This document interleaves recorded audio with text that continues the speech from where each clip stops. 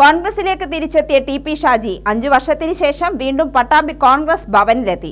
TP. ഷാജിയെയും പ്രവർത്തകരെയും കോൺഗ്രസ് ഭവനിൽ നേതാക്കൾ സ്വീകരിച്ചു. കഴിഞ്ഞ തവണ ടി.പി. ഷാജിയുടെ V4 പട്ടാമ്പി മുന്നണിയുടെ സഹകരണത്തോടെയാണ് പട്ടാമ്പി നഗരസഭാ ഭരണം ഇടതുപക്ഷത്തിന് നേടാനായത്.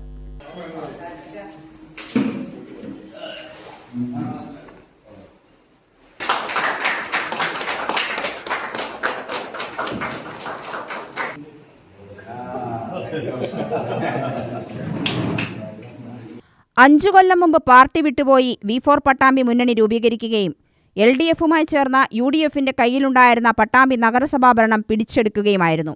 5 കൊല്ലത്തെ ഭരണത്തിനു ശേഷം LDFിൽ നിന്നും വിട്ട് വീണ്ടും കോൺഗ്രസിലേക്ക് തിരിച്ചെത്തുകയും ചെയ്ത ടി.പി. ഷാജി KPCC ആസ്ഥാനത്തെ സ്വീകരണം കഴിഞ്ഞാണ് പട്ടാമ്പി കോൺഗ്രസ് ഭവനിലെത്തിയത്.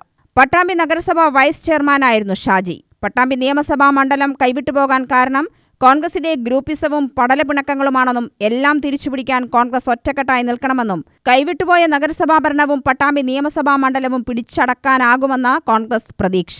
UTV news, Palakkad.